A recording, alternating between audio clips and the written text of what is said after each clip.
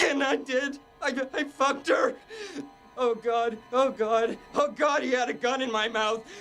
Fuck.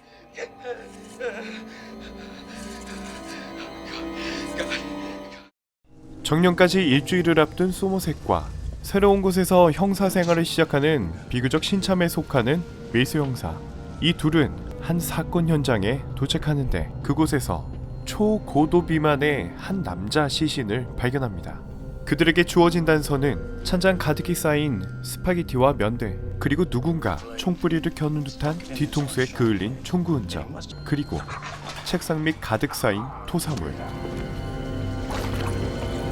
즉시 부검에 들어가는데 위는 팽창할 대로 팽창해 있고 직장과 복부 근육까지 혈종이 나타난 상황. 누군가가 그를 12시간에 걸쳐 총부리를 머리에 겨눈 뒤 위장에 터질 때까지 음식을 강요한 겁니다. 정년까지 일주일을 앞둔 소머셋 형사는 이 사건이 끝이 아닌 시작임을 직감하고 사건을 내려놓으려 하는데 또한 밀스에게 이 사건을 맡지 않도록 권합니다. Hey man, you know, I'm right here. You can say that shit to my face. If we could just talk in private. Obviously, this isn't working. It's a personal thing. Maybe it'd be better. Shut up, Mills. Look. 때문에 초반부터 두 사람은 삐걱거리게 되는데 다음날 또 하나의 희생자가 발생합니다. 희생자는 유능한 변호사. 현장에는 양팔 저울에 피해자의 1파운드의 살점이 올려져 있었고 피로 물든 그리드라는 글씨가 덩그러니 남겨져 있었습니다.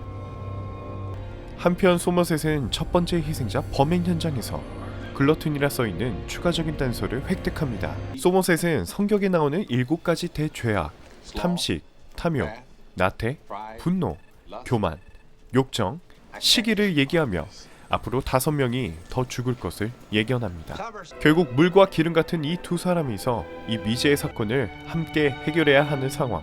이때 밀스의 아내는 소머셋을 집으로 초대해 둘이 친해질 수 있도록 하고 함께 즐거운 시간을 보냅니다. Soothing, relaxing, vibrating home.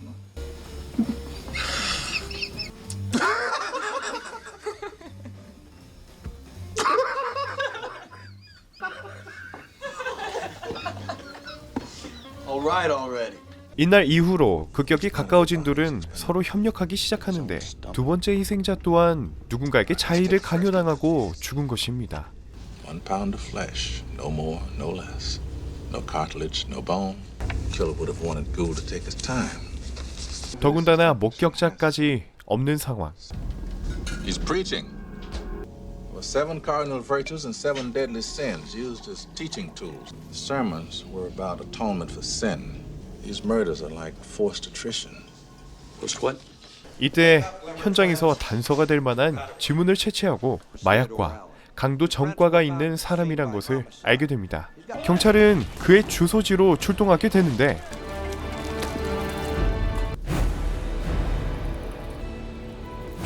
지문의 주인은 이미 침대에 묶인 채 살아 있었습니다.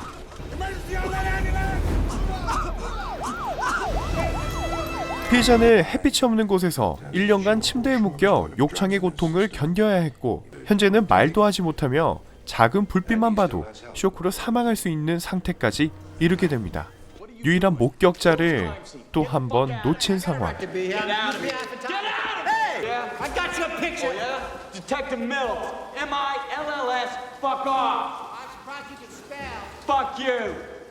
소머셋 형사는 최근 7가지 죄악과 관련된 저서를 빌린 대출자를 수사하자고 제안합니다. 말도 안 되는 수사 방법이 들어맞을 리 없다고 하는 밀스 형사. 그러다 진짜 총에 맞을 뻔합니다.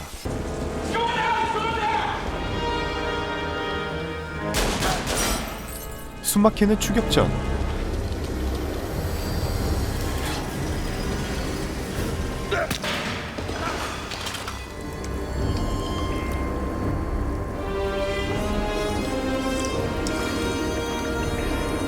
하지만 범인은 그를 순순히 살려줬는데 그리고 그의 집을 조사하던 중 범인이 자신들을 찍었던 사진 기자라는 것을 알게 됩니다. Sure this is him? Yep, good. Yep. 그리고 그의 집에 쌓여있는 엄청난 양의 일기들. 하지만 범죄에 대한 기록을 찾기엔 너무나 방대한 양입니다. If we had 50 men reading in 24-hour shifts, it'd still take too much. I know. 그런데 때마침 걸려온 범인의 전화. I don't know how you found me, but imagine my surprise. I'll be readjusting my schedule in light of today's little. Sorry, I had to hurt one of you, but I didn't really have a choice, did I? 범인은 알 수 없는 얘기를 한 뒤 끊어버립니다. 그리고 일어난 네 번째 희생자. 그녀는 매춘부였고 한 남자는 두려움에 떨고 있었습니다. He put that thing on me. And he made me wear it. Then he told me to fuck her. The fucking gun was in my throat. Fuck. 이어 일어난 다섯 번째 희생자. 아름다운 외모를 갖고 살아가는 한 여성의 코를 도려내고 스스로 목숨을 끊게 만든 것입니다. 범인을 잡을 때까지 연장 근무를 하겠다는 소모셋. 그런데 그때 No big surprise. You're looking for me. 지발로 찾아와서 자수하는 범인 존 도어. 그는 자신의 모든 행적을 지운 채 지문 또한 다 도려내버려서 범행에 대한 증거가 부족한 상황입니다. 사실상 그가 스스로 범행에 대한 자백이 없으면 기소가 불가능한 상태인데, 이때 범인 존 도어는 경찰에게 변호사를 통하여 한 요구를 해오는데, My client says there are two more bodies, two more victims. He will take detectives Mills and Somerset to these bodies, but only detectives Mills and Somerset, only at 6 o'clock today. He says he admires you. 밀스와 소머셋은 이에 따라 나서기로 합니다. 그리고 도착한 곳에 한 택배가 배달됐는데, I'm trying to tell you how much I admire you and your pretty wife. I took a souvenir. Her pretty head. Because I envy your normal life. Put the gun down, baby. It seems that envy is my sin. 자신의 마지막 죄악, 시기를 고백하는 범인 존 도우. Just told her. She begged for her life. Shut up. And for the life of the baby inside of her. He didn't know. 그리고 점점 걷잡을 수 없는 분노에 사로잡히게 되는 밀스. 존 도어는 겸허히 죽음을 받아들입니다. 영화 세븐은 당시 4주간 흥행 1위, 그해 흥행 기록 7위에 오르며 20년이 지난 지금도 명작에 꼽히고 있습니다. 이 영화가 이토록 호평받는 이유는 여러 가지가 있는데요. 스토리 측면에서 본다면 당시 해피엔딩을 지향하는 영화 흐름에 역행하면서도 신선한 충격과 반전, 그리고 여운을 남겼다는 점입니다.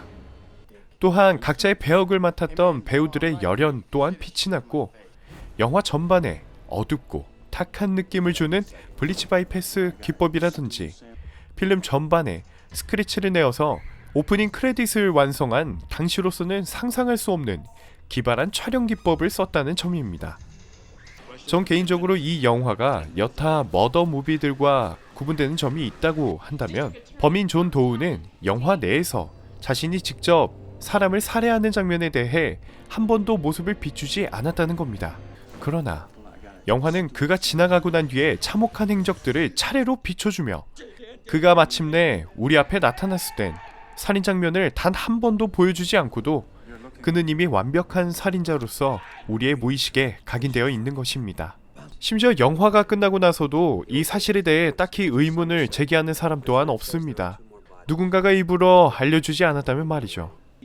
이렇게 영화 세븐은 러닝타임이 진행되는 동안에도 메시지에 둔한 관객들에게 계속적으로 영화의 다양한 메시지를 던져주고 있습니다. 다음 주에는 이러한 메시지에 입각해 영화 세븐의 전반적인 이해를 돕는 해석 리뷰가 있을 예정입니다. 적어도 우리만큼은 둔한 관객이 되어서는 안 되니까요. 영화를 만약 보지 않으신 분들이라면 이 영화 꼭 보고 오시는 것을 추천드리며, 시청자분들 나름대로 이 영화의 숨은 의미에 대해서 한번 추리해보는 것은 어떨까요?